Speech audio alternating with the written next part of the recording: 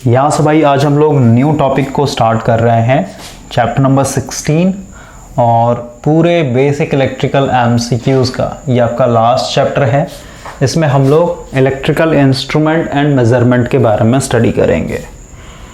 Already मैंने आपको clear किया था कि इस चैप्टर के रिगार्डिंग भाई मैं आपको कॉन्सेप्ट प्रोवाइड नहीं कर पाऊँगा, क्योंकि ऑलरेडी हम लोगों ने 46 लेक्चर का एक सब्जेक्टिव कोर्स बना रखा है, जिसमें पूरा का पूरा इलेक्ट्रिकल इंस्ट्रूमेंट मेज़रमेंट के बारे में काफ़ी डिटेल में हम लोगों ने पढ़ाया हुआ है। तो जो भी स्टूडेंट बिल्कुल न्यू हैं या फिर कहिए उनको डर लगता है सब्जेक्ट में या फिर बिल्कुल भी समझ में नहीं आता है, वो इस 46 लेक्चर वाले कोर्स को ज्वाइन कर सकते हैं। आपका इंस्ट्रूमेंट मेज़रमेंट का काफ़ी स्ट्रॉन्ग बेस बन जाएगा या फिर एक फाउंडेशन आपका काफ़ी स्ट्रॉन्ग हो जाएगा। अब क्योंकि यहाँ पे 46 लेक्चर्स दिए हैं भाई मैंने, तो सीधी सी बात है इन 46 लेक्चर का जो कॉन्सेप्ट है, ओवरऑल जो कॉन्सेप्ट है, मैं आपको 5 से 6 लेक्चर में बना करके नहीं दे पाऊंगा। ठीक है, इसलिए कॉन्सेप्ट पे हम लोग यहाँ पे जिक्र नहीं करेंगे। हम लोग डायरेक्ट एमसीक्यू सॉल्व करेंगे और ओवरऑल ऊपर मैं आपको हिंट देते चला जाऊंगा। जिन्होंने पढ़ा हुआ है इंस्ट्रूमेंट मेज़रमेंट को ज़रा सा भी दिक्कत नहीं होगा एमसीक्यूज में।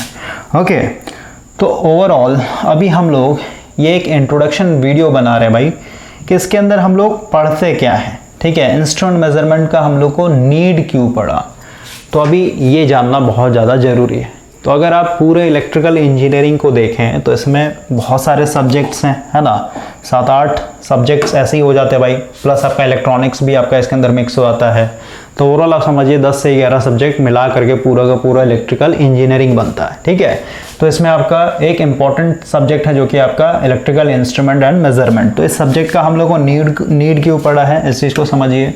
जैसे अगर आप यहाँ पे पावर सिस्टम की बात करें तो पावर सिस्टम में भाई हम लोग 5 ब्रांचेस को स्टडी करते हैं। सबसे पहला है जनरेशन, यानी यहाँ पे हम लोग क्या कर रहे हैं, thermal power plant, hydro power plant या फिर nuclear power plant, gas power plant, diesel power plant, ये सब लगा करके इलेक्ट्रिसिटी को जनरेट करते हैं। एक बार जनरेट हो गया तो फिर इसको हम लोग स्टेप अप करके फिर ट्रांसमिशन लाइन एक तरीके से बिछाते हैं। ट्रांसमिशन लाइन जब आप पढ़िए तो उसमें आपका शॉर्ट, मीडियम, लॉन्ग, फिर ट्रांसमिशन लाइन का आपका जो पूरा का पूरा पैरामीटर डिस्ट्रीब्यूटेड है, रेजिस्टेंस हो गया, इंडक्टर हो गया, कैपेसिटर हो गया, सब हम लोग कैलकुलेट करते हैं, है ना। सैग हो गया, टेंशन हो गया, इसमें इंसुलेटर हो गया, पोल्स के बारे में हो गया। ठीक है, तो ओवरऑल जनरेशन हो गया, ट्रांसमिशन लाइन हो गया, उसके बाद आपका डिस्ट्रीब्यूशन लाइन आता है। डिस्ट्रीब्यूशन लाइन के बाद आपका ये कहाँ पहुँच जा रहा है, आपके घर तक पहुँच जा रहा है, यानी कंज्यूमर तक पहुँच जा रहा है। अब कंज्यूमर की बात करें भाई तो कंज्यूमर भी 2 तरीके का हम लोग के पास। एक हो गया आपका डोमेस्टिक लोड, जैसे हम लोग का घर ये सब किस में आ जाएगा, डोमेस्टिक कंज्यूमर है हम लोग, और एक हो गया आपका इंडस्ट्रियल। तो ओवरऑल अगर आप अपने घर में फोकस करें तो घर में हम लोग क्या कर रहे हैं, हम लोग के घर में फ्रिज है, कूलर है, टीवी है ना, मोबाइल है, लैपटॉप है।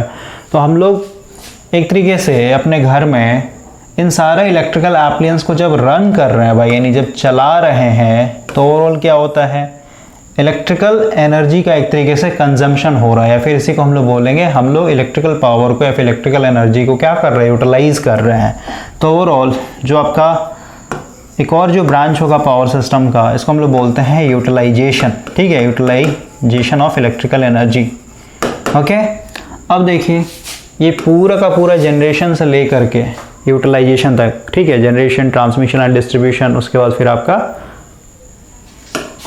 इसको हम लोग इसे में डालते हैं भाई। यूटिलाइजेशन के अंदर ही आपका क्या हो जाएगा, कंज्यूमर आ जाएगा। तो इसको मैं मिटा देता हूँ। तो डी वाला जो पॉइंट होगा इसमें आपका यूटिलाइजेशन ऑफ इलेक्ट्रिकल एनर्जी, जिसमें हम लोग कंज्यूमर की बात करते हैं, जिसमें आपका आ जाएगा डोमेस्टिक और इंडस्ट्रियल। लाइट कट गया भाई। तो ओवरऑल आपका ब्राइटनेस में भी सही होगा। तो अभी तक आपका 1, 2, 3, 4 और क्योंकि भाई ये पूरा का पूरा जनरेशन, ट्रांसमिशन, डिस्ट्रीब्यूशन और ये पूरा जो हम लोग का डोमेस्टिक लोड है, इंडस्ट्रियल लोड, ठीक है, ये सब क्या है, वायर से कनेक्टेड है। तो ये पूरा का पूरा बहुत लंबा सिस्टम हो जाता है ना। कहीं पे भी जैसा भी मानसून चल रहा है, ठीक है, तो कभी आंधी आ गया, तूफान आ गया, बारिश आ गया, या फिर कोई पेड़ गिर गया पोल पे या फिर तार पे, या फिर कहीं ये पोल ही गिर गया आपका, तो कहीं पे भी आपका यहाँ पे फॉल्ट आ सकता है ना। तो ओवरऑल कहीं पे भी फॉल्ट आए तो उसको हम लोग ऑटोमेटिक डिटेक्ट कर सकें, या फिर कहीं अपने इस पावर लाइन को हम लोग फॉल्ट आने के बाद उसको क्या कर सकें, सप्लाई कट कर सकें, ताकि हम लोग का इधर जो भी यूटिलाइजेशन यानी जो डोमेस्टिक लोड कनेक्टेड है, इंडस्ट्रियल लोड कनेक्टेड है, यहाँ पे जो एप्लायंस है, मोटर चल रहा है, टीवी चल रहा है, फ्रिज चल रहा है, वो सब डैमेज ना हो, है ना। तो उस सब को बचाने के लिए यानी फॉल्ट के टाइम में कोई भी यहाँ पे हम लोग का डैमेज ना हो, तो उसको ऑटोमेटिक डिटेक्ट करने के लिए हम लोग यहाँ पे क्या पढ़ेंगे, प्रोटेक्शन पढ़ेंगे। यानी पूरे सिस्टम को हम लोग क्या करना है, एक तरीके से प्रोटेक्ट करना है, कोई भी अगर फॉल्ट ये सब आता है तो पूरे पावर सिस्टम में यहाँ पे 5 पार्ट में डिवाइड किया है, generation, transmission and distribution, utilisation and protection. Okay, तो ओवरऑल देखिए, जहाँ पे आप यूटिलाइजेशन की बात कर रहे हैं, ठीक है, इंडस्ट्रियल लोड या फिर डोमेस्टिक लोड, तो आपको भाई यहाँ पे पता है, जैसे आप एक दिन यानी 24 आवर्स के लिए क्या कर रहे हैं, एक बल्ब जला रहे हैं 100 वाट का, ठीक है, 100 वाट 200 वोल्ट भी मान लेते रेटेड है। तो 24 घंटा अगर आप इसको जला रहे हैं तो 24 घंटे में कितना एक तरीके से इलेक्ट्रिसिटी बिल आपको बना करके देगा, ये कैसे हम लोग कैलकुलेट करेंगे। तो हम लोग को तो पता है, देखिए पूरे इलेक्ट्रिकल इंजीनियरिंग को भाई 2 तरीके से स्टडी किया जाता है। एक तो आपका कैलकुलेशन, मैथमेटिकल कैलकुलेशन, ठीक है, जैसे आपने अभी तक न्यूमेरिकल सॉल्व किया, सर्किट सॉल्व किया, है ना। और एक हो गया आपका कि जैसे करंट मेजर करना है, तो करंट मेजर करने के लिए हम लोग एमीटर लगा देते हैं, वोल्टेज नापना है तो वोल्ट मीटर लगा देते हैं, पावर नापना है तो हम लोग वहाँ पे वॉट मीटर लगा देते हैं। क्लियर हुआ। तो ओवरऑल जो हम लोग अपने घर में भाई इलेक्ट्रिकल एप्लायंस को यूज़ कर रहे हैं, बल्ब हो गया, फ्रिज हो गया, कूलर हो गया, टीवी हो गया, ये पूरे दिन में कितना एक तरीके से इलेक्ट्रिकल एनर्जी हम लोग का कंज्यूम कर रहा है, इसका भी तो आइडिया लगना चाहिए। ठीक है, पता चला आपने एसी रात भर चला दिया और इस तरीके से आप पूरे मंथ में कर रहे हैं, तो ओवरऑल पता चला आपका एट द एंड आपका 10,000 रुपये का बिल आ गया।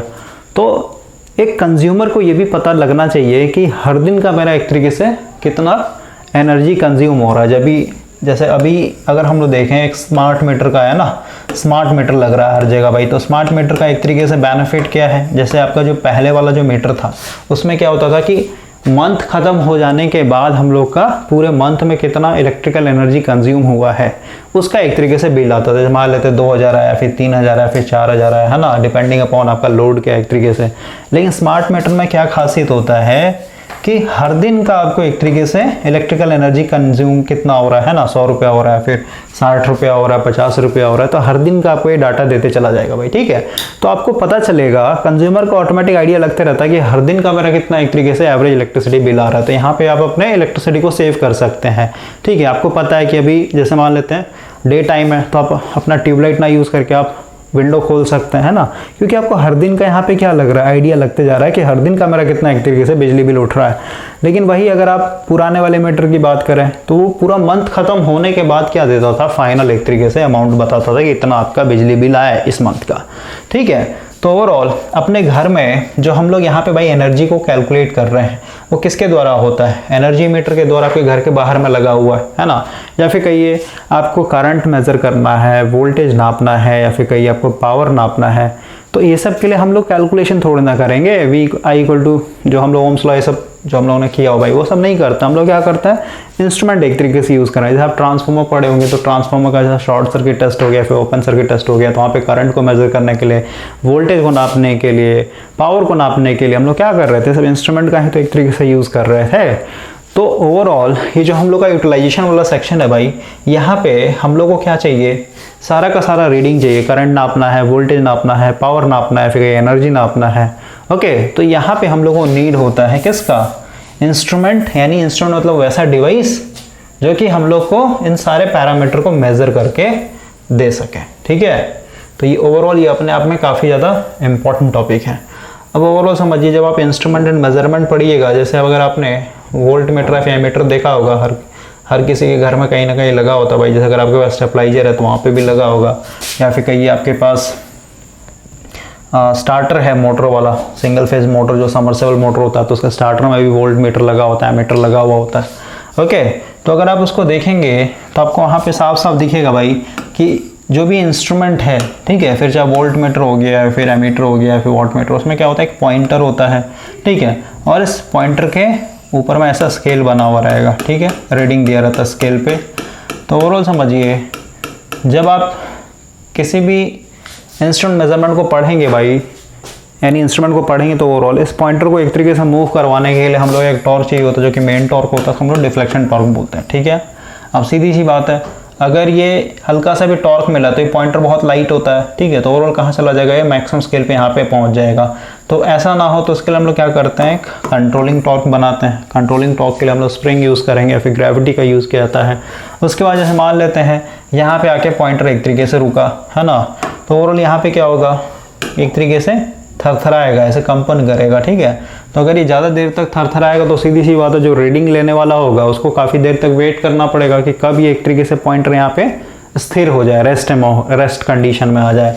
ओके, तो ये एक तरीके से जल्दी से रुक जाए, या फिर कहीं अगर ये हिलते ही रहेगा, मान लेते रुक ही नहीं रहा है, हिलते रह रहा है, तो हम लोग को एक्यूरेसी एक तरीके से नहीं, एक्यूरेट रीडिंग नहीं हम लोग मेज़र कर पाएंगे भाई, ठीक है, कि ये 10 एम्पियर बता रहा है, फिर 10.1 एम्पियर बता रहा है, फिर कहिए 9.8 एम्पियर बता रहा है, तो एक्यूरेसी भी हम लोग का डिस्टर्ब हो जाता है। तो इसको हम लोग एक तरीके से रेस्ट करने के लिए हम लोग क्या करते हैं, एक तरीके से डैम्पिंग टॉर्क यूज़ करते हैं, ठीक है।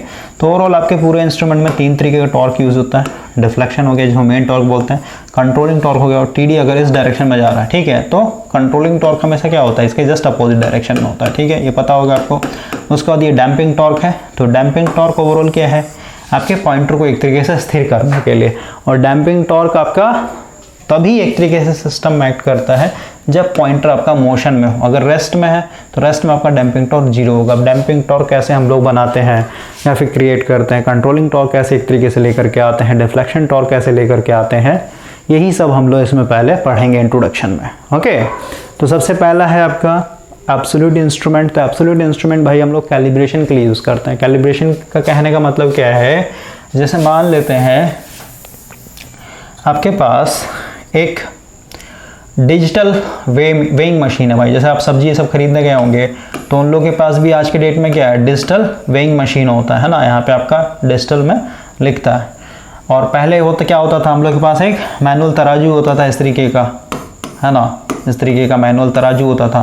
तो अब ये क्या है भाई, अब इससे हम लोग ज़्यादातर लोग कहाँ यूज़ कर रहे हैं, मतलब कहाँ शिफ्ट हो जा रहे हैं, आपके डिजिटल के ऊपर, ठीक है, डिजिटल इंस्ट्रूमेंट के ऊपर। तो ओवरऑल समझिए अगर इसमें कहीं पे फॉल्ट आया ना, ये आपका मान लेते हैं यहाँ पे स्केल है इसका, ठीक है, जहाँ पे ये बता रहा है 1 kg 2 kg 3 kg, तो मान लेते हैं आपका बैटरी एक तरीके से डिस्चार्ज हो गया, फिर कहिए बैटरी काफ़ी पुराना हो गया, फिर कहिए इसमें कुछ एरर आ गया। अब हो सकता है इसमें आप आलू तौल रहे हैं, ठीक है, आपको 1 kg तौलना है, लेकिन कुछ एरर के कारण क्या हुआ, ये मान लेते हैं भाई 1 kg ना तौल के ये आपको 900 ग्राम को ही क्या कर दे रहा है, 1 kg बता दे रहा है, ठीक है। तो इसका मतलब क्या हुआ कि आपका ये जो वेइंग मशीन है इसके अंदर एरर आ चुका है, 900 ग्राम होते ही क्या हो रहा है, 1 kg शो कर रहा है। तो इसको फिर हम लोग क्या करना पड़ेगा, कैलिब्रेट करना पड़ेगा। कैलिब्रेशन कैसे किया जाता है, तो ओवरऑल जैसे हम लोग के पास एक आयरन का इस तरीके का होता है ना, ठीक है, 1 kg यहाँ पे लिखा रहेगा, तो इसको हम लोग एज ए यूज़ कर सकते हैं स्टैंडर्ड कैलिब्रेशन के लिए। जब मान लेते हैं ये वेइंग को आपने क्या किया, इस डिजिटल वेइंग मशीन के ऊपर रखा, तो आपको पता चल गया ये एक्चुअल में 1 kg है, लेकिन आपको यहाँ पे शो कर रहा है कितना, सिर्फ और सिर्फ 900 ग्राम, ठीक है। मतलब किसी तरीके का एरर हो सकता है, 1 kg आपने रखा तो हो सकता है 1 kg से ज़्यादा बता दे या फिर 1 kg से कम बता दे, इसका मतलब हम लोग को पता चल जाएगा इसमें तो कुछ फॉल्ट है।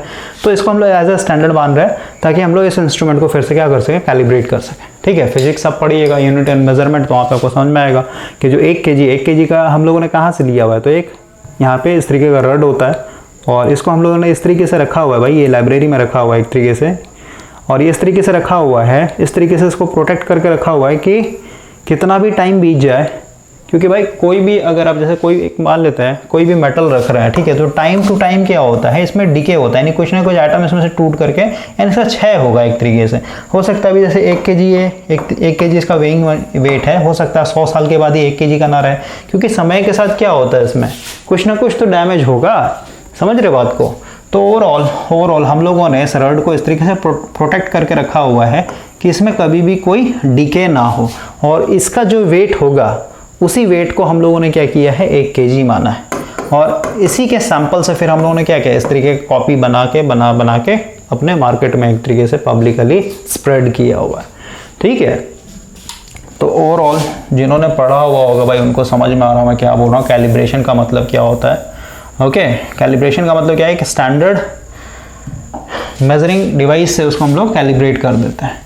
ओवरऑल ये सब जो एब्सोल्यूट इंस्ट्रूमेंट है सिर्फ और सिर्फ कैलिब्रेशन के लिए यूज़ किया था। आप सेकेंडरी की बात करते हैं, सेकेंडरी में हम लोग का जैसे आ गया पूरा का पूरा इंडिकेटिंग इंस्ट्रूमेंट, ठीक है। अब जैसे यहाँ पे टाइप ऑफ सेकेंडरी इंस्ट्रूमेंट बात करते हैं, 3 तरीके का होगा। एक हो गया आपका इंडिकेटिंग, जैसे आपका एमीटर हो गया, वोल्ट मीटर हो गया, वॉट मीटर हो गया, सब इंडिकेट करेगा। मतलब जैसे ही आप इसको, जैसे मान लेते हैं एमीटर है, ठीक है, ऑलरेडी मैंने आपको गैल्वेनोमीटर पढ़ा है भाई चैप्टर नंबर 7 में, ठीक है, इलेक्ट्रोमैग्नेटिज्म में पूरा का पूरा गैल्वेनोमीटर का मैंने कॉन्सेप्ट दिया था, वो फिर मैं आपको लिंक दूंगा। ओके, तो ये मान लेते हैं आपका पॉइंटर है, जैसे आपका कनेक्ट करें इसमें डिफ्लेक्शन होगा, कुछ ना कुछ ये रीडिंग देगा आपको, ठीक है। तो ये क्या कर रहा है, सिर्फ और सिर्फ आपको इंडिकेट कर रहा है। आप अगर रुक गया, मान लेते हैं आपका ये 5 एम्पियर, ठीक है, तो यहाँ से आपको क्या मिल रहा है कि 5 एम्पियर का एक तरीके से मेरे सर्किट के अंदर करंट फ्लो हो रहा है, तो उसको हम लोग बोलते हैं इंडिकेटिंग टाइप, सिर्फ इंडिकेट करेगा स्केल के ऊपर। इंटीग्रेटिंग की बात करें, इंटीग्रेटिंग का मतलब होता है जोड़ना भाई। इंटीग्रेशन किस लिए करते हैं, सबको एक तरीके से जोड़ने के लिए।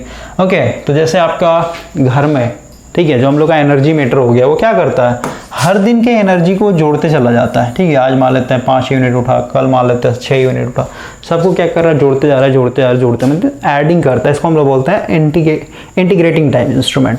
उसका लास्ट होता है रिकॉर्डिंग टाइप। इसका मतलब क्या हुआ, ये आपका साथ ही साथ, मतलब इंटीग्रेट तो करेगा ही करेगा, साथ ही साथ आपका रिकॉर्ड भी करते चला जाएगा, उसका ग्राफ बनते जाता है, ठीक है। तो 3 तरीके का है, इंटीग्रेटिंग और एक रिकॉर्डिंग टाइप इंस्ट्रूमेंट। और तीनों के लिए हम लोग का सबसे इंपॉर्टेंट है ये तीनों टॉर्क को समझना। मेन टॉर्क जिसको डिफ्लेक्शन टॉर्क बोलते हैं, कंट्रोलिंग टॉर्क बोलते हैं दूसरा, और लास्ट था आपका डैम्पिंग टॉर्क। क्लियर हो गया। इंडिकेटिंग टाइम इंस्ट्रूमेंट की बात करें तो इसमें एग्जांपल के तौर पे आ जाएगा एमीटर हो गया, वोल्ट मीटर हो गया, वॉट मीटर हो गया। ओके, इंटीग्रेटिंग की बात करें तो इंटीग्रेटिंग में आपका क्या हो जाएगा, आपका एनर्जी मीटर हो जाएगा, ठीक है, जो हम लोग के घर में यूज़ होता है या फिर इंडस्ट्री में यूज़ हो रहा है। रिकॉर्डिंग टाइप का यहाँ पे लिखा हुआ है, इसमें क्या है, साथ ही साथ आपका पेन अटैच होता है, और ये पेन क्या हो रहा है, एक ग्राफ बनाता है, मतलब रिकॉर्ड भी करते जाएगा डाटा को। अब देखिए, जो हम लोगों ने अभी यहाँ पे सबसे इंपॉर्टेंट टॉर्क का जो बात किया है, जिसको हम लोग बोलते हैं डिफ्लेक्शन टॉर्क या फिर मेन टॉर्क, यही क्या होता है, रिस्पॉन्सिबल होता है आपके पॉइंटर को एक तरीके से हिलाने के लिए, नहीं मूव करवाने के लिए, फिर डिफ्लेक्शन लाने के लिए। तो ओवरऑल हम लोग के पास यहाँ पे टोटल 6 मेथड है, ठीक है। 6 मेथड से हम लोग क्या करते हैं, डिफ्लेक्शन टॉर्क को बना पाते हैं। सबसे पहला है मैग्नेटिक इफेक्ट। मैग्नेटिक इफेक्ट कहने का मतलब क्या हो भाई, जैसे अगर आप परमानेंट मैग्नेट मूविंग कॉइल की बात करें तो इसमें क्या होता है, परमानेंट मैग्नेट है ना, तो ये मैग्नेटिक फील्ड बनाएगा इस तरीके से, और इस मैग्नेटिक फील्ड में अगर आपने करंट कैरिंग कंडक्टर रख दिया तो आपको पता है डीसी मोटर वाला है ना, मैग्नेटिक फील्ड में करंट कैरिंग कंडक्टर रखेंगे तो ओवरऑल क्या हो जाएगा, इस पर एक टॉर्क मिलता है, और वही टॉर्क क्या हो जाएगा, आपके इस पॉइंटर के नीडल को घुमाने के लिए यूज होता है, इसलिए यहाँ पे लिखा है मैग्नेटिक इफेक्ट। ओके, इसमें आपका मूविंग आयरन इंस्ट्रूमेंट आ जाएगा। नेक्स्ट है आपका इलेक्ट्रोडायनामो, तो इसी प्रिंसिपल को हम लोग इलेक्ट्रोडायनामो बोलेंगे। ऑलरेडी मैंने को इलेक्ट्रोडायनामो टाइप वॉट मीटर पढ़ाया था 3 फेज सिस्टम के अंदर, याद कीजिए आप, ठीक है, उसका भी मैं लिंक दूंगा। तो ओवरऑल ये जो प्रिंसिपल है भाई, इसको इलेक्ट्रोडायनामो ही बोलते हैं। डायनामो मतलब क्या, जहाँ पे चेंज हो रहा हो, जहाँ पे रोटेट हो रहा हो, ठीक है। इसमें बस हम लोग करते हैं क्या है कि यहाँ पे परमानेंट मैग्नेट ना यूज करके हम लोग 2 कॉइल यूज करते हैं, फिक्स्ड कॉइल को बोलते हैं। इस फिक्स्ड कॉइल को हम लोग 2 पार्ट में तोड़ देते हैं भाई, ठीक है, समझ में आया। ये फिक्स्ड कॉइल बोला जाता है, उसके बीच में आपका क्या होता है, मूविंग कॉइल होता है। क्लियर हुआ, रिवीजन डालूंगा, याद हो जाएगा, ठीक है। ये फिक्स्ड कॉइल हो गया, मूविंग कॉइल हो गया। इसमें हम लोग क्या करते हैं, सप्लाई देकर मैग्नेट बनाना, यानी मैग्नेटिक फील्ड बनाया, मैग्नेटिक फील्ड में आपका ये करंट कैरिंग कंडक्टर का, तो ओवरऑल यहाँ पे भी टॉर्क आएगा। नेक्स्ट है आपका इंडक्शन टाइप प्रिंसिपल। तो इंडक्शन टाइप कैसे, जैसे आपने इंडक्शन मोटर पढ़ा होगा, तो क्या होता है, आपने स्टेटर में एक तरीके से सप्लाई दिया और वो इंडक्शन के कारण रोटर में भी एक तरीके से इंड्यूस्ड हो गया, है ना। तो इंडक्शन मोटर का प्रिंसिपल होता है, तो यहाँ पे भी टॉर्क कैसे आता है, ये भी समझ में आ जाएगा।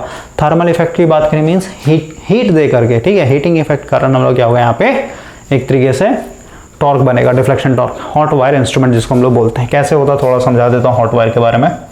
देखिए, हॉट वायर इंस्ट्रूमेंट क्या होता है भाई, और इसको हम लोग एसी और डीसी दोनों पे यूज करते हैं। देखिए, ये आपका hot wire instrument, hot wire instrument है भाई। इसमें क्या है, देखिए सबसे पहले इसका प्रिंसिपल समझिए, क्या बोल रहा है, the operation of this instrument depend upon the expansion of a wire. इसमें देखिए, ये जो वायर दिखाया गया ना, ए से लेके बी तक, ठीक है, ए से लेके बी तक, कलर थोड़ा चेंज करते हैं, ये है पूरा का पूरा वायर जिसको हम लोग बोलते हैं हॉट वायर। इसको हॉट वायर क्यों बोल रहे हैं भाई, क्योंकि इसके अंदर करंट फ्लो होता है आई, और करंट फ्लो होने के चलते आपका आई स्क्वायर आर लॉस होगा, क्योंकि इसका रेजिस्टेंस है, जिसके कारण करंट फ्लो होने हीटिंग इफेक्ट आता है, ठीक है। और ये हीट होगा तो सीधी सी बात है, कोई भी, क्योंकि मेटल का वायर होता है, ठीक है, तो ये मेटल का वायर है, और जब इसमें करंट फ्लो होगा तो ओवरऑली गर्म होगा, गर्म होने से क्या होगा, इसमें सैग होता है, सैग कहने मतलब लटक जाएगा, लूज हो जाएगा ये, ओके। और अगर आप यहाँ पे ध्यान से देखें, पहले कंस्ट्रक्शन समझा दे रहा हूँ, यहाँ पे अगर आप देखें भाई, ये जो आपका ए बी वायर है, जिसको हॉट वायर बोल रहे हैं, इसका सेंटर पे ये सी पॉइंट लगा हुआ है, यहाँ से एक मेरा वायर कनेक्टेड है, ठीक है, और ये वायर कहाँ तक जा रहा है, डी तक जा रहा है यहाँ पे, ठीक है, फिक्स्ड है यहाँ पे। तो ओवरऑल देखिए होगा क्या, जैसे इसमें करंट फ्लो होता है इसमें सैग आएगा, मीन्स थोड़ा सा वायर लूज हो जाएगा। लूज होते ही क्या होता है भाई, ये जो ई पॉइंट है, ये ई पॉइंट देखिए, ई पॉइंट से क्या है, ये सिल्क थ्रेड धागा लगा हुआ है, ये धागा लगा हुआ है, और ये धागा किससे जुड़ा, पुली से जुड़ा हुआ भाई। ओके, और ये पुली जो है ओवरऑल ये क्या है, यहाँ पे स्प्रिंग लगा हुआ है, क्लियर हुआ, और ये फिक्स्ड है यहाँ पे, ये आपका फिक्स्ड है। तो ओवरऑल समझिए क्या होता है, जैसे ही ये यहाँ पे गर्म होगा तो ये वायर लूज हो जाएगा, मीन सैग आएगा। इसका मतलब क्या हुआ, ये पुली, क्योंकि ये स्प्रिंग है, जब ये नॉर्मल रहता है भाई तो ये स्प्रिंग क्या रहता है, एक तरीके से खींचा हुआ रहेगा, क्योंकि एकदम टाइट रहेगा, ये एकदम स्ट्रेट रहेगा, खींचा हुआ रहेगा। और जैसे ही ये लूज होगा, लूज होते ही क्या होगा, स्प्रिंग एक तरीके से यहाँ पे पीछे की तरफ खींचेगा। समझ रहे बात को, यानी आप कह सकते हैं स्प्रिंग के अंदर क्या है, एक तरीके पोटेंशियल एनर्जी स्टोर था, ठीक है। जैसे ये लूज हुआ तो स्प्रिंग अपने फिर से इधर की तरफ आने की कोशिश करेगा, तो ये ओवरऑल क्या करेगा, वो खींचता है ऐसे, ठीक है। यानी यहाँ पे जैसी सैग हुआ तो ये खींचेगा इसको, वायर को इधर खींचेगा तो पुली आपका घूमेगा।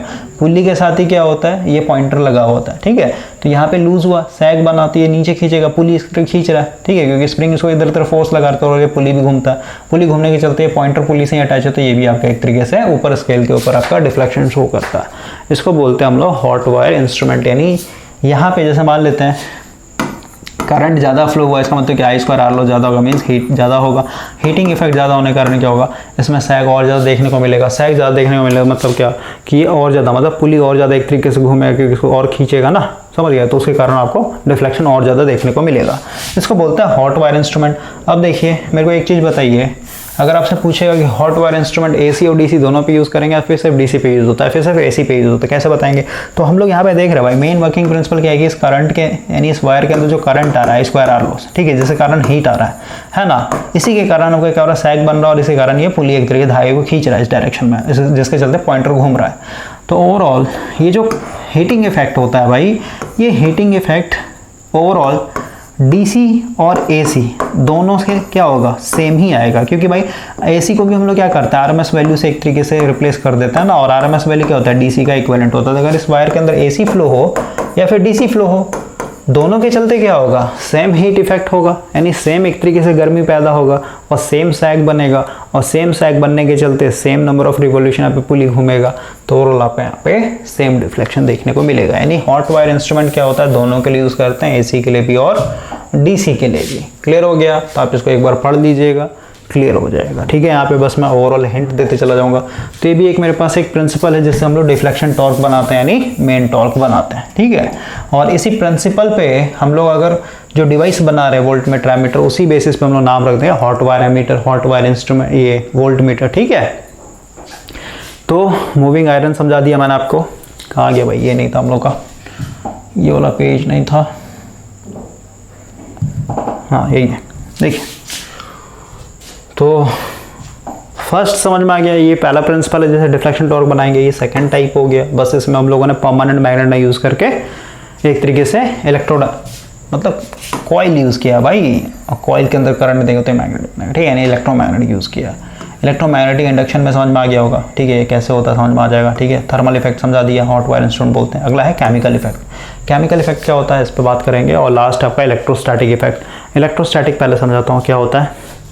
केमिकल इफेक्ट भाई जो चैप्टर नंबर 10 पढ़ा ना आपने, उसमें देखा वोल्टेइक सेल और इलेक्ट्रोलाइटिक सेल, ठीक है। तो उसमें भी बात करेंगे, पहले इलेक्ट्रोस्टैटिक समझिए। इलेक्ट्रोस्टैटिक आपने ऑलरेडी पढ़ा है डिटेल में, और कैपेसिटर भी आपने डिटेल में पढ़ा है। तो यहाँ पे है आपका देखिए इलेक्ट्रोस्टैटिक वोल्ट मीटर। इलेक्ट्रोस्टैटिक वाले मेथड में सिर्फ और सिर्फ हम लोग वोल्ट मीटर ही बना पाते हैं, इसके चलते एमीटर नहीं बनता भाई, ठीक है। तो ओवरऑल यहाँ पे 3 तरीके दिखाया गया है, अट्रैक्टेड टाइप, कॉर्डेंट टाइप और मल्टी सेलुलर टाइप।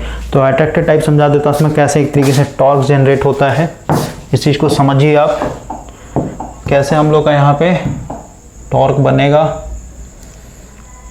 देखिए यहाँ पे अट्रैक्टेड टाइप दिखा रहा हूँ मैं। ओवरऑल देखिए ये मेरा attracted dust type volt meter. तो यहाँ पे भाई क्योंकि हम लोगों ने कैपेसिटर पढ़ा है, तो ओवरऑल देखिए यहाँ पे 2 प्लेट है, ये ए प्लेट हो गया और ये दूसरा बी प्लेट हो गया, ठीक है। और दोनों के बीच में क्या है, एक तरह गैपिंग है, मीन्स कुछ नहीं फिल किया, इसका मतलब क्या, एयर फिल किया हुआ है, ठीक है। तो आप कह सकते हैं ये पैरेलल प्लेट एयर कैपेसिटर है। अब अगर आप देखेंगे ये जो प्लेट बी है, ये क्या है, बैटरी के पॉजिटिव टर्मिनल से जुड़ा हुआ है, ठीक है। अब यहाँ पे अगेन क्वेश्चन आएगा इस पे, ये सिर्फ और सिर्फ डीसी पे काम करेगा या फिर एसी पे काम करेगा, उस पर भी हम लोग बात करेंगे। पहले समझिए मैं डीसी लेके चल रहा हूँ भाई, ठीक है। तो इसको मैंने यहाँ पे क्या कर रखा, पॉजिटिव टर्मिनल से जोड़ दिया, तो पूरा पूरा प्लेट क्या हो जाएगा, यहाँ से इलेक्ट्रॉन खींच लेगा, तो ओवरऑल ये पूरा पूरा पॉजिटिव प्लेट बन जाएगा, कोई दिक्कत नहीं। और ये वाला जो सर्किट है ये नेगेटिव प्लेट से जुड़ा हुआ है, इसका मतलब क्या, ये पूरा पूरा यहाँ से खींच के भाई ये इस तरीके से दिखाता है ना। तो अब ये मत सोचिए कि यहाँ से वायर टूटा हुआ है, इसका मतलब हुआ कि पॉजिटिव टर्मिनल है और ये नेगेटिव टर्मिनल है। क्लियर हुआ। तो यहाँ से इलेक्ट्रॉन खींच के ये क्या दे, इसको दे देगा, मतलब क्या है, नेगेटिव बन जाएगा। ओके। और मैंने आपको बताया था ऑलरेडी कि पैरेलल प्लेट कैपेसिटर में ये अगर नेगेटिव प्लेट हो गया, ये पॉजिटिव प्लेट हो गया, इसमें तो क्या दोनों एक दूसरे को अट्रैक्ट करेगा, ठीक है। दोनों एक दूसरे को क्या करेगा, एक पॉजिटिव चार्ज है और एक नेगेटिव चार्ज, दोनों एक दूसरे के ऊपर फोर्स लगाता है, ये इधर खींचेगा, ये इधर खींचेगा, ठीक है। तो ओवरऑल दोनों क्या करेंगे, एक दूसरे के करीब आने की कोशिश करेंगे। तो ओवरऑल यहाँ पे होता क्या है, ये जो बी प्लेट है मेरा, इसको मैंने फिक्स किया हो भाई, ये क्या है मेरा फिक्स्ड है, ये हिल डुल नहीं कर सकता है। बाकी जो मेरा ए प्लेट है इसको मैंने मूवेबल बनाया हुआ है, ठीक है। तो ये क्या करेगा, मूव करेगा, इस डायरेक्शन में ये मूव करेगा, ठीक है, चिपकने की कोशिश करेगा। तो ओवरऑल देखिए अगर ये इधर की तरफ मूव करेगा तो ओवरऑल यहाँ पे पुली लगा हुआ है धागे के साथ, ठीक है। तो ये मूव करेगा तो पुली भी मूव करेगा, पुली मूव करेगा तो जो पॉइंटर है ये पॉइंटर भी एक तरीके से मूव करता है। ओके। तो ओवरऑल पढ़ लीजिए यहाँ पे क्या है, ए और बी क्या है मेरा, यहाँ पे प्लेट है और ये दोनों को हम लोगों ने इंसुलेटेड पेडस्टल का मतलब होता है स्टैंड, ठीक है, उस पर रखा हुआ। ऑलरेडी बताया था मैंने आपको कि हम लोग इलेक्ट्रोस्टैटिक में इस चीज़ के बारे में बात किए थे भाई कि इसको इंसुलेटेड पे क्यों रखना पड़ता है, समझे। जैसे हम लोग देखा था ना, इस तरह का डिज़ाइन था, इसको हम लोगों ने लकड़ी के स्टैंड पे, प्लास्टिक के स्टैंड पर रखा, ताकि हम लोग के हाथ से कोई चार्ज इससे मेरे हाथ में ना आए या फिर मेरे हाथ से इसमें ना आए, ठीक है, यानी चार्ज एक तरीके से कांस्टेंट रहे। इसलिए हम लोग इसको क्या करेंगे, आइसोलेटेड पेडेस्टल पर रखेंगे। आगे बोलता है प्लेट बी जो है मेरा फिक्स्ड है और प्लेट ए जो है मेरा मूवेबल है। ओके। बोलता है the movable plate A is attach to a horizontal rod, ठीक है। आप देख रहे हैं ये आपका पूरा पूरा हॉरिजॉन्टल रॉड है which is suspended bye 2 phosphorus bronze strip. ये देखिए ये मेरा क्या है, ये यहाँ पे फिक्स करके यहाँ पे लटका हुआ है, ये स्ट्रिप है भाई मेरा, ठीक है, यानी धागा आप समझ सकते हैं। ऐसे कौन सा किस चीज़ का बना हुआ है, तो फॉस्फोर ब्रॉन्ज स्ट्रिप का ये बना हुआ है, ठीक है।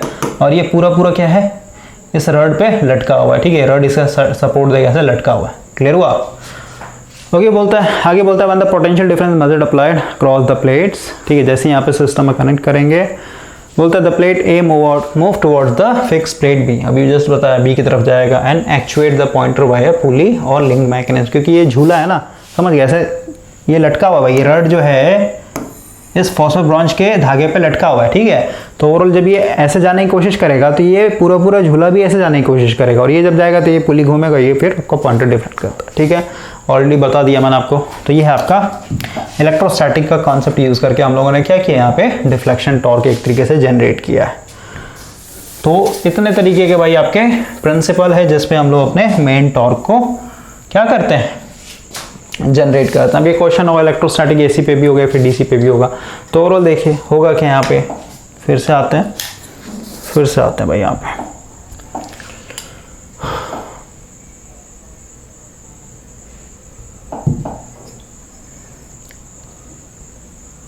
देखिए आगे क्या बोलता है, if the applied voltage reverse in polarity, ठीक है, जैसे अगर आप एसी देते हो कुछ समय के बाद क्या रिवर्स होता, देयर इज अ, ठीक है, साइन चेंज हो जाएगा, यानी जो मेरा पॉजिटिव प्लेट था वो नेगेटिव बन जाएगा, जो नेगेटिव था वो पॉजिटिव बन जाएगा, यानी ये आपका क्या हो जाएगा, पॉजिटिव पॉजिटिव पॉजिटिव बन जाएगा, ये नेगेटिव नेगेटिव बन जाएगा। तो ये तो अभी भी फिक्स है, अभी भी पॉजिटिव चार्ज है, नेगेटिव चार्ज, ओवरऑल ये अभी भी क्या करेगा, इधर की तरह अट्रैक्ट, मतलब दोनों केस में एसी दें या फिर डीसी दें, दोनों केस में क्या हो रहा है, एक प्लेट पॉजिटिव बन रहा है तो दूसरा मेरा क्या हो रहा है, नेगेटिव बन रहा है। तो ओवरऑल क्या होगा, दोनों आपस में अट्रैक्ट करने की कोशिश करेगा, लेकिन ये फिक्स है मेरा। तो ओवरऑल क्या होगा, ए जो है हमेशा इसी डायरेक्शन में मूव करेगा, यानी लेफ्ट टू राइट की तरफ ही हमेशा भागेगा। इसीलिए हम लोग क्या यूज कर सकते हैं, एसी और डीसी दोनों के लिए यूज कर सकते हैं। तो आपको दिमाग में रखना है कि ये जो आपका इलेक्ट्रोस्टैटिक वाला मेथड है ये सिर्फ और सिर्फ भाई एसी, ठीक है, सॉरी, वोल्टेज को मेजर करने के लिए यूज करते हैं, ठीक है। इलेक्ट्रोस्टैटिक टाइप इंस्ट्रूमेंट से हम लोग सिर्फ और सिर्फ वोल्ट मीटर बनाते हैं। ओके। अब देखें यहाँ पे इंपॉर्टेंट है, इसको हम लोग कहाँ कहाँ यूज करेंगे। परमानेंट मैग्नेट ये हमेशा डीसी पे यूज होता है, क्यों यूज होता है तो समझिए क्योंकि हम लोग यहाँ पे परमानेंट मैग्नेट यूज कर रहे हैं ना, नॉर्थ साउथ, ये फिक्स हो गया आपका। अब इसके अंदर कॉइल है, ठीक है, इस तरीके का। तो अगर आप इसमें डीसी देते हैं, पहले मान लो इसमें करंट अंदर जा रहा है, इसमें इधर की तरफ आ रहा है, तो और इसमें देखिए टॉर्क किधर लगेगा, मोटर वाला है, यानी लेफ्ट हैंड रूल यूज करेंगे। ये हो गया मैग्नेटिक फील्ड, करंट मेरा ऊपर की तरफ, करंट का डायरेक्शन अंदर, ठीक है, देखिए ना ऐसे अंदर तरफ जा रहा है। ओके, नहीं तो फिर ऐसे समझिए, ऐसे तो ये हो गया करंट ऊपर, यानी फोर्स क्या होगा, और इस साइड में देखिए, इस साइड में क्या होगा, मैग्नेटिक फील्ड ऐसे, करंट डायरेक्शन में ऐसे, यानी बाहर तरफ फोर्स लग रहा है, नहीं इसमें आपका बाहर तरफ और इसमें आपका अंदर तरफ। ओके, तो ये ऐसे रखा हो तो ओवरऑल ऐसे घूम जाएगा, ऐसे फ्लिप कर जाएगा। ये भाई ऐसे रखा हुआ है ना, इधर बाहर तरफ लग रहा है फोर्स और इधर अंदर तरफ लग रहा है, तो ऐसे घूमेगा। ओके, और भाई अगर आप करंट का डायरेक्शन चेंज कर देंगे, कुछ समय के बाद मान लो डायरेक्शन चेंज हो गया, ये नीचे आ गया ऊपर आ गया, तो ओवरऑल इसमें क्या होगा, टॉर्क भी आपका चेंज हो जाएगा, डिफ्लेक्शन चेंज हो जाएगा, डायरेक्शन चेंज हो जाएगा। तो ओवरऑल इसलिए हम इसको क्या करते हैं, हमेशा डीसी पे ही यूज़ करते हैं। इस चीज़ का आपका कॉन्सेप्ट क्लियर हो जाना चाहिए। नेक्स्ट देखिए आपका क्या है, तो सिर्फ और सिर्फ डीसी में यूज़ होगा, डायनामो टाइप आपका एसी डीसी दोनों में होता है, सब पे हम लोग बात करेंगे भाई जब एमसीक्यूज में आएंगे तो वहाँ पे। ओके, तो कॉन्सेप्ट है ये, सारा का सारा कॉन्सेप्ट है इसमें। अब हम लोग डिफ्लेक्शन टॉर्क के बारे में देख लिया, 7 तरीके का होता है जिसे हम लोग डिफ्लेक्शन टॉर्क बनाते हैं। एक होता है भाई आपका कंट्रोलिंग टॉर्क, तो कंट्रोलिंग टॉर्क के लिए हम लोग स्प्रिंग यूज़ करते हैं। देखिए यहाँ पे ये स्पिंडल बना के दिखाया गया यहाँ पे, ठीक है, ये स्पिंडल हो गया, और इस स्पिंडल पे ही क्या है, पॉइंटर लगा हुआ है। ये पॉइंटर आपका एल्युमिनियम का बना होता है। एल्युमिनियम का किस लिए बनाते हैं, क्योंकि यहाँ पे भाई अगर कोई अदर मेटल यूज़ करेंगे तो काफ़ी, जैसे एल्युमिनियम क्या होता है, इसका कैरेक्टरिस्टिक क्या है कि लाइट वेट होता है, ठीक है, यानी काफ़ी हल्का होता है। हल्का होने के कारण क्या होगा भाई, इस स्पिंडल पे ओवरऑल पूरा वेट नहीं बढ़ने देता है, ठीक है, क्योंकि इस स्पिंडल को लेकर के पूरा का पूरा क्या करना है, घूमना है, ठीक है। जब आप इंस्ट्रूमेंट डिटेल में पढ़ेंगे तो वहाँ पे हम लोग को पढ़ना होता है torque to the weight ratio, समझे। जैसे वेट बहुत ज़्यादा है, जैसे मान लेते कोई कार खरीदा आपने, अब उसका वेट बहुत ज़्यादा है लेकिन टॉर्क वो कम प्रोड्यूस कर पा रहा है, तो जब आप उस गाड़ी को चलाइएगा तो आपको मज़ा नहीं आएगा, क्योंकि गाड़ी का वेट बहुत ज़्यादा है और इंजन छोटा हो गया, ठीक है। तो अगर आप उसको एक्सेलरेट करेंगे तो जल्दी वो पिकअप नहीं पकड़ेगा, तो यहाँ पे वही प्रॉब्लम होता है, ठीक है। अगर आपका स्पिंडल का वेट बहुत ज़्यादा है और टॉर्क जो मिल रहा है किसी भी प्रिंसिपल के कारण हो सकता है, परमानेंट मैग्नेट के कारण, ठीक है, या फिर कहिए आपने इलेक्ट्रोडायनामो टाइप, मतलब कोई भी आपने मेथड यूज़ किया डिफ्लेक्शन टॉर्क को बनाने के लिए, तो वेट ज़्यादा हो जाएगा और टॉर्क एक तरीके से कम जनरेट होगा, तो ये सेंसिटिव नहीं होगा फिर आपका, ठीक है। गैल्वेनोमीटर मैंने आपको जो पढ़ा था वहाँ पे सेंसिटिविटी के बारे में पढ़ाया था भाई, ओके ना। तो हम लोग यहाँ पे इस पॉइंटर को हमेशा लाइट वेट यानी एल्युमिनियम का बनाते हैं। ओवरऑल देखिए यहाँ पे एक वेट लगाओ, वेट क्यों लगाओ, क्योंकि आगे की तरफ बहुत ज़्यादा निकला हुआ है, तो ऐसे झुक ना जाए, ऐसे टेढ़ा ना हो जाए, यहाँ से ऐसे बेंड ना हो जाए, तो इसके चलते हम लोग को यहाँ पे क्या करना पड़ता है, बैलेंस वेट यानी थोड़ा सा वेट लगा देना पड़ता है, ताकि पीछे वाले वेट को भी क्या कर लिए, होल्ड करके रख ले। अब देखिए इसमें जो डिफ्लेक्शन टॉर्क होगा जो कि इस डायरेक्शन को मूव करवाएगा, ये तो हम लोग देख लिया, 7 तरीके का अलग अलग प्रिंसिपल से हम लोग बनाते हैं। अब हम लोगों ने देखा था कि ये कहीं फाइनल वाले पॉइंट पे जाके बैठ ना जाए, तो उसके लिए हम लोग क्या करते हैं, कंट्रोलिंग टॉर्क बनाते हैं जो कि इसके जस्ट अपोजिट डायरेक्शन में एक्ट करेगा, और ये हम लोग स्प्रिंग से बनाते हैं भाई, ठीक है। तो ओवरऑल समझिए, जब ये पॉइंटर इस डायरेक्शन में मूव करेगा तो स्प्रिंग क्या होता है, क्योंकि पूरा स्पिंडल एक तरीके से घूम रहा है, तो स्प्रिंग भी एक तरीके से ऐड जाता है, ठीक है। इसको टॉर्शनल कांस्टेंट बोलते हैं, ठीक है। स्प्रिंग भी एक तरीके से लिपट जाएगा, है ना, जितना ज़्यादा लिपटेगा उतना ही ज़्यादा क्या करेगा, ये स्प्रिंग इस डायरेक्शन में टॉर्क लगाएगा, जिसको हम लोग कंट्रोलिंग टॉर्क बोलते हैं, ठीक है। तो आप कह सकते हैं जो कंट्रोलिंग टॉर्क होता है डायरेक्टली प्रोपोर्शनल होता है थीटा के ऊपर, जितना ज़्यादा एक तरीके से एंगल से भागेगा यानी एंगल बना के घूमेगा, उतना ही ज़्यादा आपको कंट्रोलिंग टॉर्क, क्योंकि स्प्रिंग उतना ही ज़्यादा लिपटते जा रहा है ना, तो स्प्रिंग वापस से क्या करेगा, अपने पुराने स्टेट में आने की कोशिश करेगा। तो पुराने स्टेट में आने का मतलब क्या है, फिर से खुलना चाहेगा, यानी अपोजिट डायरेक्शन टॉर्क लगाएगा, ठीक है। और ये टीडी होता है ये डायरेक्टली प्रोपोर्शनल होता है करंट के ऊपर, ठीक है। लीनियर स्केल क्या होता है, लीनियर स्केल कहना मतलब क्या, जैसे 0 1 2 3 4 5, तो सब में देखिए गैपिंग बराबर होगा, 1 2 3 4 1 2 3 4 1 2 3 4 1 2 3 4, ठीक है। जैसे परमानेंट मैग्नेट मूविंग कॉइल की बात करें तो अभी जस्ट बताया कि वहाँ पे deflection torque directly proportional current के ऊपर और कंट्रोलिंग टॉर्क थीटा के ऊपर, ठीक है। हम लोग को पता है पॉइंटर कहाँ पे एक तरीके से रुकेगा, कहाँ पे रेस्ट हो जाएगा, यहाँ पे टी डी बराबर टी सी हो जाए, है ना, टी डी बराबर टी सी हो जाए, तो ये टी सी किसके बराबर है, थीटा के बराबर, और ये कितना पे आई, तो आप कह सकते हैं आई जो है डायरेक्टली प्रोपोर्शनल थीटा के ऊपर है, ठीक है भाई। तो ओवरऑल यहाँ पे क्योंकि लीनियर बन रहा है, आई वर्सेस थीटा क्या है, एक तरीके से लीनियर है, तो स्केल भी आपका लीनियर बनेगा, यानी जितना करंट बढ़ेगा उतना ही ज़्यादा आपको थीटा में देखने को मिलेगा डिफ्लेक्शन, समझ रहे बात को। तो ओवरऑल ये हो गया लीनियर, यानी हर जगह क्या होगा, गैपिंग बराबर होगा। ये होता है non uniform scale. Non uniform जैसे मान लेते हैं थीटा जो है आपका डायरेक्टली प्रोपोर्शनल हो गया आई स्क्वायर के ऊपर, इसका मतलब क्या हुआ कि स्टार्टिंग में तो 2 स्केल के बीच में गैपिंग ज़्यादा होगा, लेकिन इधर फिर क्या होगा, कमते चला जाता है, ओके। तो हर एक चीज़ का भाई कॉन्सेप्ट है, कितना मैं आपको प्रोवाइड कर पाऊँ नहीं पॉसिबल है, ओके। तो ओवरऑल बस मैं हिंट दे सकता हूँ। अब ये हो गया कंट्रोलिंग टॉर्क, तो स्प्रिंग से भी हम लोग प्रोवाइड करते हैं और ग्रेविटी भी यूज़ करते हैं भाई किसी किसी इंस्ट्रूमेंट में। जैसे देखिए यहाँ पे ग्रेविटी का एक तरीके से यूज़ किया गया है, जैसे मान लेते हैं इस स्केल को देखें आप, ओके, ये जो यानी पॉइंटर है, इस पॉइंटर के पीछे क्या होगा, ये बैलेंस वेट लगा हुआ है, ठीक है, बैलेंस वेट, इसको बैलेंस करने के लिए। यहाँ पे देखिए ये पूरा पूरा एक तरीके से वेल्डेड होगा, सब जॉइंट है। यहाँ पे अगर आप देखेंगे ध्यान से तो ये मेरा क्या है, एक तरीके से ये एक्स्ट्रा वेट लगा हुआ है। ये एक्स्ट्रा वेट क्यों लगा हुआ है समझिए, ये हम लोग को कंट्रोलिंग टॉर्क एक तरीके से प्रोवाइड करेगा। कैसे करेगा तो समझिए, जैसे मान लेते हैं पॉइंटर यहाँ पे पड़ा हुआ है, ठीक है, तो पॉइंटर यहाँ पे है, तो ये जो मेरा वेट लगा हुआ है ये अभी एक तरीके से क्या है, वर्टिकली है, एक तरीके से एकदम स्ट्रेट है। ये मान लेते हैं भाई, ये पूरा पूरा मान लें वाई एक्सिस हो गया है ना, तो एक तरीके वर्टिकली है एक तरीके से, है ना, ये पूरा पूरा वेट वर्टिकली लगा हुआ अभी। अब मान लेते हैं इसको मैं थोड़ा सा डिफ्लेक्शन कर रहा हूँ, थीटा डिग्री घुमा रहा हूँ, तो जब ये यहाँ से यहाँ पहुँच जाएगा, यहाँ पे जब ये पहुँचेगा भाई, तो ये जो बैलेंस वेट है, जैसे ये पॉइंटर इस डायरेक्शन में घूम रहा है तो बैलेंस वेट क्या हो रहा है, इससे ज्वाइंट है, पूरे पूरे पॉइंटर से ज्वाइंट है, तो बैलेंस वेट भी कहाँ जाएगा, यहाँ पे आ जाएगा। बैलेंस वेट नहीं बोलते, इसको वेट बोलेंगे सीधे सीधे। ये देखिए जब पॉइंटर मेरा यहाँ पहुँचा तो ये मेरा जो वेट लगा हुआ था जो कि कंट्रोलिंग टॉर्क प्रोवाइड करेगा, ये हम लोग का यहाँ पहुँच गया, कोई दिक्कत नहीं। और यहाँ पे क्योंकि पॉइंटर रेस्ट पे मतलब क्या, टी डी बराबर टी सी होगा, कोई दिक्कत नहीं, है ना, दोनों टॉर्क एक तरीके से क्या है, बराबर है, यानी यहाँ पे पॉइंटर आपका रुका हुआ रहेगा। अब देखिए इस पोजीशन पे ये कैसे, यानी ये वेट कैसे एक तरीके से हम लोग को कंट्रोलिंग टॉर्क प्रोवाइड कर रहा है, इसे जो समझिए, क्योंकि भाई ये वेट है, हैवी लगा हुआ है, तो ओवरऑल ग्रेविटी इसको क्या करेगा, खींचने की कोशिश करेगा इस डायरेक्शन में। ग्रेविटी इसको कहेगा तुम अपने पुराने स्टेट में आ जाओ, क्योंकि यहाँ पे इस पोजीशन पे क्या होगा भाई, समझिए ना, ऐसे लटका हुआ तो उसमें ग्रेविटी खींचेगा कि नहीं खींचेगा, नीचे तरफ खींचने की कोशिश करेगा। तो आप देख रहे हैं ये इस डायरेक्शन में मूव करना चाहता है, ये वेट इस डायरेक्शन मूव करना चाहता है। इस डायरेक्शन मूव करने होता है क्या, डिफ्लेक्शन टॉर्क का इधर लग रहा होगा टी डी, तो ओवरऑल इस वेट के कारण ग्रेविटी इस पर क्या कर रहा है, एक्ट कर रहा है ना, तो इस वेट के कारण क्या हो रहा होगा, हम लोग को टीसी मिल रहा होगा। और अगर पॉइंटर यहाँ पे रुक गया, इसका मतलब जितना टीडी है उतना ही मेरा टीसी है, इसलिए ये स्केल यहाँ पे होल्ड हो चुका है। वही जैसे ही हम लोगों ने रीडिंग ले लिया और जैसे हम लोग सप्लाई कट करेंगे, सप्लाई कट करते ही क्या होगा, क्योंकि अब टीडी मेरा 0 हो चुका है, मेन टॉर्क खत्म हो गया सिस्टम से, तो ओवरऑल क्या होगा, ग्रेविटी इसको नीचे की तरफ खींच लेगा और ओवरऑल फिर से पुराने पोजीशन पे आ जाएगा और पॉइंटर जो है मेरा फिर से आकर के 0 पे रुक जाएगा। तो इसको हम लोग बोलते हैं ग्रेविटी, ठीक है, यानी ग्रेविटी को यूज़ करके एक तरीके से हम लोग क्या कर रहे हैं, कंट्रोलिंग टॉर्क प्रोवाइड कर रहे हैं। अब लास्ट होता है हम लोग का डैम्पिंग टॉर्क। तो डैम्पिंग टॉर्क भाई हम लोग को यहाँ पे 3 तरीके से प्रोवाइड किया जाता है, ओके, एक हो गया आपका एयर, एक हो गया आपका ऑयल और एक हो गया आपका यहाँ पे ईडी करंट।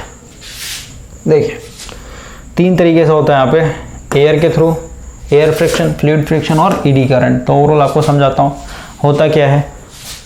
जैसे देखिए इस वाले चीज़ को समझिए, एयर वाले को समझिए, ये मेरा स्पिंडल है, ये सेंटर में आप देख रहे हैं पूरा पूरा स्पिंडल है, ठीक है, और इस स्पिंडल से मेरा पॉइंटर कनेक्टेड है। कंट्रोलिंग टॉर्क के लिए यहाँ पे एक स्प्रिंग लगा हुआ है। अब देखिए ये नीचे में जो लगा हुआ है ना, ऐसा पत्ती टाइप का, इसको वेन बोलते हैं भाई, ठीक है, इसका सरफेस एरिया ज़्यादा होता है, तो ये भी इसी के साथ जुड़ा हुआ है। मान लेते हैं भाई पॉइंटर मेरा इस डायरेक्शन में घूम रहा है, तो क्योंकि इसका सरफेस एरिया ज़्यादा है तो पूरा पूरा जब ये स्पिंडल घूमेगा इस डायरेक्शन में तो ये वेन भी घूमेगा, समझ रहे बात को। लेकिन ये इस वेन का एरिया बहुत ज़्यादा है, तो ये जो एयर को इसके रास्ते में बहुत ज़्यादा एयर देखने को मिलेगा, समझ रहे बात को। तो जहाँ पे टी बराबर टी हो जाएगा वहाँ पे पॉइंटर मेरा रुक जाएगा, ठीक है। लेकिन वहाँ पे अगर थोड़ा बहुत भी थरथराहट होगा ना, तो ये जो वेन लगाया हुआ है हम लोगों ने, क्योंकि ये थोड़ा भी ऐसे से हिलेगा तो एयर के कारण फ्रिक्शन देखने को मिलेगा, ये तुरंत क्या हो जाएगा, रुक जाएगा। इसका जो कंपन है, जो थरथराहट है, तुरंत इसको ये रोक देगा। तो ये हो गया आपका एयर, एक तरीके से डैम्पिंग, एयर को यूज़ करके हम लोगों ने यूज़ किया है। एक होता है आपका पिस्टन वाला, यहाँ पे देखिए पॉइंटर है, इसके नीचे अंदर में क्या है, टॉप व्यू दिखाया गया। ऊपर से अगर आप देखेंगे तो आपको क्या है, स्पिंडल नहीं दिखेगा यहाँ पे, समझ रहे बात को। तो ओवरऑल देखिए ये मेरा पॉइंटर है, इसी पॉइंटर के साथ मेरा क्या है, एक इस तरीके का वेन अटैच किया हुआ है, समझ गए। और ये पूरा पूरा पिस्टन है। पिस्टन कहना मतलब क्या, मतलब सिलेंडर है भाई, ये पूरा पूरा सिलेंडर हो गया आपका।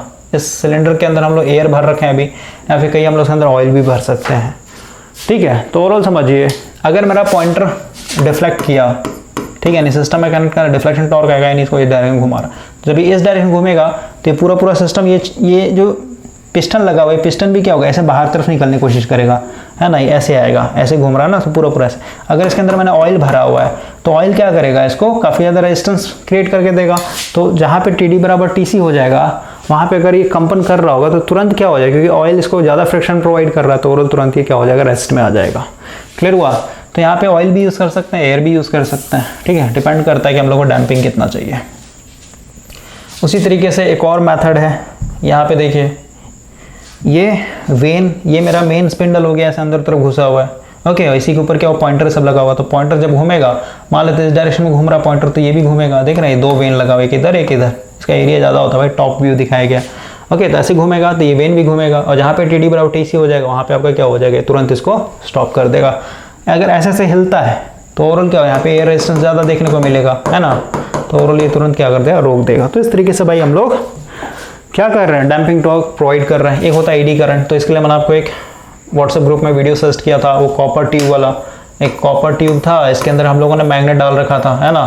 तो ये मैग्नेट क्या हो रहा था, बहुत ही धीरे धीरे गिर रहा था, समझ में आया। तो क्यों धीरे धीरे गिर रहा था, तो इसके पीछे का रीज़न यही था कि ये मेरा कॉपर है, इसका मतलब क्या है, ये कंडक्टर है भाई, गुड कंडक्टर होता है ये।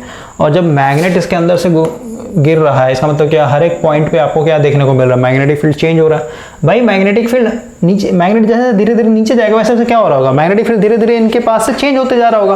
और कहीं पे भी मैग्नेटिक फील्ड चेंज हो रहा है, इसका मतलब क्या, वहाँ पे एक तरीके से ईएमएफ इंड्यूस्ड होता है।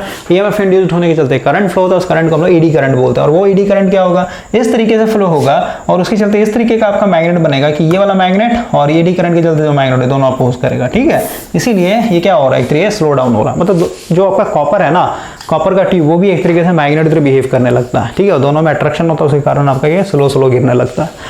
अब डैम्पिंग की बात करें, 3 तरीके का होता है डैम्पिंग भाई। एक हो गया आपका, जैसे मान लेते हैं, जैसे ये मान लेते हैं भाई, मेरे को फाइनल आउटपुट चाहिए, ये डॉटेड लाइन से दिखाया गया, ठीक है। अगर आपका अंडर डैम्प होगा, अंडर डैम्प कहने का मतलब क्या, कि आपने वेन तो लगा दिया है, ठीक है, स्पिंडल के नीचे वेन लगा दिया है, लेकिन वो ज़्यादा एक तरीके से एयर रेजिस्टेंस नहीं मिल रहा है या फिर ऑयल रेजिस्टेंस नहीं मिल रहा है, जिसके कारण वो कंपन को तुरंत कम नहीं कर पा रहा। तो ये देखिए, अंडर डैम्प जब रहेगा आपका इंस्ट्रूमेंट, तो ये धीरे धीरे, देख रहे हैं, अभी भी फ्लैक्चुएट हो रहा है, ऊपर गया फिर नीचे, ऊपर गया नीचे गया। इसका मतलब क्या है कि जैसे मान लेते हैं यहाँ पे जो डिफ्लेक्शन टॉर्क आया, इसको 5 एम्पियर पे आकर रोकना चाहिए था पॉइंटर को, ठीक है। लेकिन कंपन करने का मतलब क्या, एक बार आगे जाएगा, मतलब 5 से ज्यादा जाएगा, फिर एक बार इधर आएगा, एक बार आगे एक बार इधर, मतलब कंपन करने का मतलब क्या भाई, थरथराने का मतलब क्या, ऐसे ऐसे, समझ में आया। तो रीडिंग से आप एक बार इस साइड जा रहा है, एक बार इधर आ रहा है, ठीक है, यानी एक बार ऊपर जा रहा है आपका पॉइंटर, फिर एक बार नीचे आ रहा है, यानी एक बार हायर पोटेंशियल, फिर lower, higher lower, higher lower, और फिर धीरे धीरे क्या होगा, ये ऐसे ऐसे हिलना बंद हो जाएगा। तो धीरे धीरे देख रहे हैं, धीरे धीरे इसका हिलना, थरथराहट बंद हो गया, और फिर जाकर के फाइनली आपका क्या होगा, जो मेरे को फाइनल स्टेडी पॉइंट चाहिए 5 एम्पियर आपको शो करेगा, ठीक है। उसके बाद ये हो गया अंडर डैम्प, मतलब बहुत घटिया एक तरीके से ये, ठीक है, अंडर डैम्प को हम लोग कंसिडर नहीं करते हैं। ओवर डैम्प की अगर बात करें, तो ओवर डैम्प कहने का मतलब क्या, कि आपका यहाँ पे रेजिस्टेंस बहुत ज़्यादा हाई है, डैम्पिंग के चलते हुए रेजिस्टेंस बहुत ज़्यादा हाई है, और ये डायरेक्ट क्या करेगा, ये इंस्टेंट आपको क्या दे देगा, डायरेक्ट आपको ये फाइनल पॉइंट बता देगा। और एक होता है क्रिटिकली डैम्प्ड। क्रिटिकली डैम्प्ड क्या होता है भाई, ये देख रहे हैं ये वाला लाइन, ठीक है। क्रिटिकली डैम्प क्या है, कि ये दोनों के बीच में होता है, ना ही ज़्यादा अंडर डैम्प है, ना ही ज़्यादा ओवर डैम्प है। तो हम लोग क्रिटिकल डैम्प को एक तरीके से 100% यूज़ करते हैं, ये हम लोग का सबसे बेस्ट, क्योंकि ये भाई इंस्टेंट हम लोग को क्या दे देगा, स्टेडी स्टेट वैल्यू दे देगा। तो ये थ्योरी पढ़ लीजिएगा एक बार, आपको समझ आ जाएगा। जो हम लोग का क्रिटिकली डैम्प होता है, इसको हम लोग बोलते हैं डेड बीट। ओके, तो यहाँ पे देखिए क्या बोल रहा है, the degree of damping decide the behavior of a moving system. If the instrument is under damped, the pointer will oscillate about the final position, यानी final position पे आके oscillate करेगा for some time before coming to the rest, मतलब कुछ देर तक oscillate करेगा, तब जाके वो rest में आता है। On the other hand, if the instrument is over damped, अगर बहुत ज़्यादा damped है, the pointer will become slow, तुरंत slow हो जाएगा, तुरंत वहाँ पे रुक जाएगा। Clear हुआ? However, if the degree of damping adjusts such that the pointer come up to the correct reading quickly without passing beyond its और ऑसिलेटिंग, पासिंग बार मतलब रीडिंग से आगे ना जाके और ज़्यादा देर तो ऑसिलेट भी ना करे, ठीक है, इसको हम लोग बोलते हैं एक तरीके से डेड बीट या फिर क्रिटिकली डैम्प। तो इसी को हम लोग सबसे बेस्ट मानते हैं भाई, ठीक है। तो एयर फ्रिक्शन से कैसे डैम्पिंग प्रोवाइड करते हैं, फ्लूइड से कैसे प्रोवाइड करते हैं, एक हो गया एडी करंट। तो एडी करंट पे भी थोड़ा सा जिक्र कर लेते हैं। ओके, देखिए एडी करंट वाला यहाँ पे ओपन नहीं है,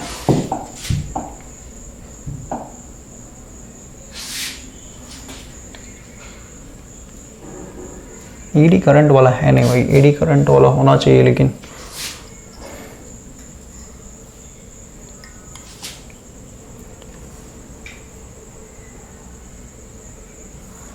कोई नहीं, इसको भाई जो हम लोग एमसीक्यूज करेंगे वहाँ पे बता दूंगा। देखिए ईडी करंट में क्या होता है, यहाँ पे स्पिंडल है ना, तो इस स्पिंडल के नीचे यहाँ पे डिस्क लगा होता है, ठीक है, और डिस्क के बगल में यहाँ पे परमानेंट मैग्नेट लगा होता है नॉर्थ साउथ। तो ओवरऑल जब ये यहाँ पे आपका पॉइंटर लगा हुआ है, ठीक है, ये पॉइंटर मान लेते हैं, यहाँ पे कंट्रोलिंग के लिए स्प्रिंग लगा देंगे और डैम्पिंग के लिए हम लोग ईडी करंट यूज़ करते हैं। तो जब ये पॉइंटर घूमेगा स्केल पे, ठीक है, जब टीडी आएगा तो ये पॉइंटर घूमेगा तो ये आपका साफ्ट भी घूमेगा, जिसको स्पिंडल बोलते हैं, तो ये घूमेगा तो ये आपका डिस्क भी घूमता है, ठीक है।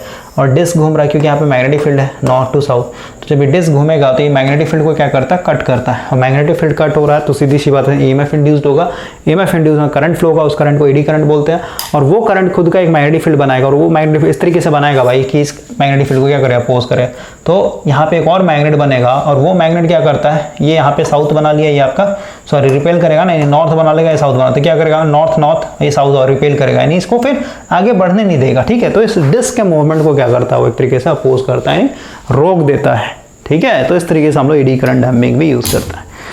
तो ओवरऑल यही था भाई इंस्ट्रूमेंट मेजरमेंट में, इसी चीज़ को हम लोग डिटेल में पढ़ते हैं। इसमें पढ़ना क्या होता है, जो मैंने आपको 7 इंपॉर्टेंट प्रिंसिपल बताया जिससे हम लोग मेन टॉर्क को बनाते हैं, मेन टॉर्क को जनरेट करते हैं, इसके बारे में पहले पढ़ते हैं, ठीक है, कैसे जनरेट होता है मेन टॉर्क।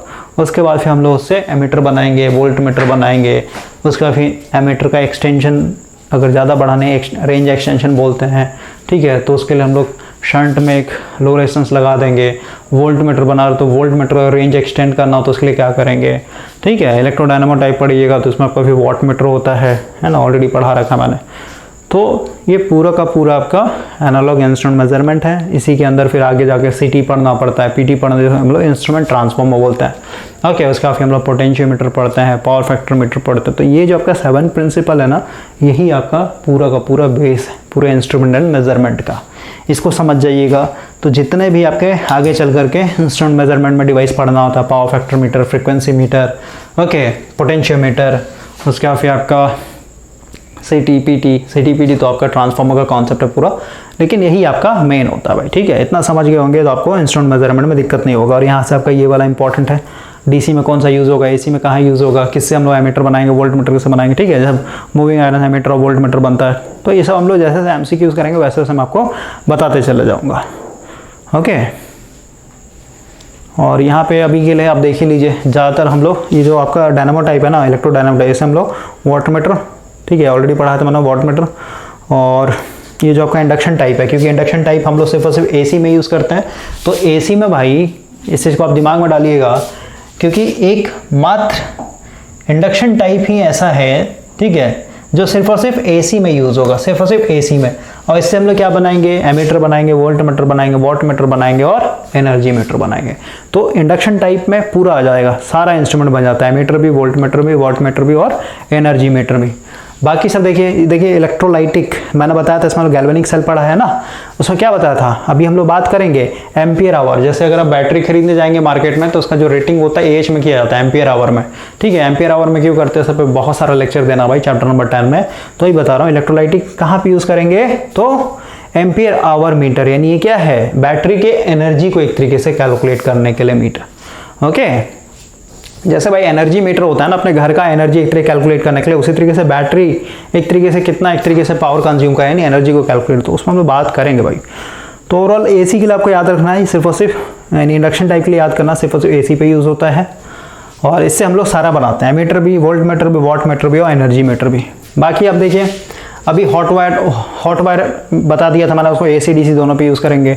इलेक्ट्रोस्टैटिक बता दिया था, इसमें सिर्फ और सिर्फ हम लोग वोल्ट मीटर बनाते हैं हम लोग, क्योंकि इलेक्ट्रोस्टैटिक पूरा डिटेल में पढ़ाया था मैंने आपको। इसमें हम लोग भाई एयर पैरेलल प्लेट कैपेसिटर याद कीजिए ना, वही तो है आपका। इससे आप कैसे है करंट को आप मेजर नहीं कर सकते हैं कभी भी, क्लियर हुआ। क्योंकि वोल्टेज जो आप अप्लाई कीजिएगा, वोल्टेज वही वोल्टेज क्या होता है, यहाँ से इलेक्ट्रॉन खींच के पॉजिटिव और नेगेटिव बना देता है इसको। तो हो गया।